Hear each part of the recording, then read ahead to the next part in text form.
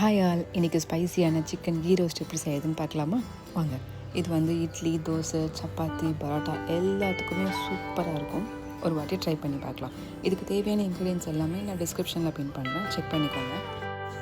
Stove low ஃப்ளேம்லேயே வச்சு first காஞ்ச மிளகாவை ரோஸ்ட் பண்ணி எடுத்து வச்சுக்கோங்க. அதுக்கப்புறம் கொத்தமல்லி, மிளகு, ஜீரகம், சோம்பு, பட்டை, லவங்கம், ஏலக்காய், கல்பாசி இருந்தால் ஆட் பண்ணிக்கோங்க. இது வந்து ஃப்ளேவர்ஸ் நல்லாவே என்ஹான்ஸ் பண்ணி கொடுக்கும். டேஸ்ட் ரொம்பவே நல்லாயிருக்கும். ரோஸ்ட் ஆனதுக்கப்புறமா நம்ம இதை கிரைண்ட் பண்ணி வச்சுக்கணும். இது கிரைண்ட் பண்ணும்போது இது கூட 30 ml அளவுக்கு கேர்ட் ஆட் பண்ணிக்கோங்க. ஆஃப் லெமன் எடுத்துக்கோங்க. இதெல்லாம் சேர்த்து கிரைண்ட் பண்ணி வச்சுக்கோங்க. இப்போ நம்ம தனியாக பேன் எடுத்து நான் ஆல்ரெடி 2 ஆனியன்ஸ், கறி லீஃப், காஞ்ச மிளகா, அப்புறம் இஞ்சி பூண்டு பேஸ்ட் எடுத்து வச்சுருக்கேன். இது எல்லாமே நம்ம போட்டு லைட்டாக வதக்கிக்கணும். ரொம்ப வதக்கணும்னு அவசியம் இல்லை.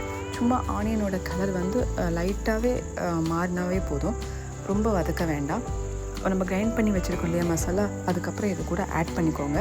ஆட் பண்ணி கொஞ்சமாக கிண்டி விடுங்க, போதும்.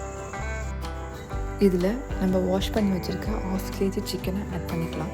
லைட்டாக கிண்டி விட்டுட்டு ஒரு 1 glass அளவுக்கு மட்டும் தண்ணியை ஊற்றிக்கோங்க. அதுவே போதுமாக இருக்கும். ஒரு 20 minutesக்கு லிட் க்ளோஸ் பண்ணி வச்சுருங்க. 20 minutesக்கு அப்புறம் நம்ம சிக்கன் ரோஸ்ட் ரெடி ஆகிருக்கும். இந்த ரெசிபி பிடிச்சிருந்தா லைக் பண்ணுங்கள், ஷேர் பண்ணுங்கள், சப்ஸ்கிரைப் பண்ணுங்கள். தேங்க்ஸ் ஃபார் வாட்சிங்.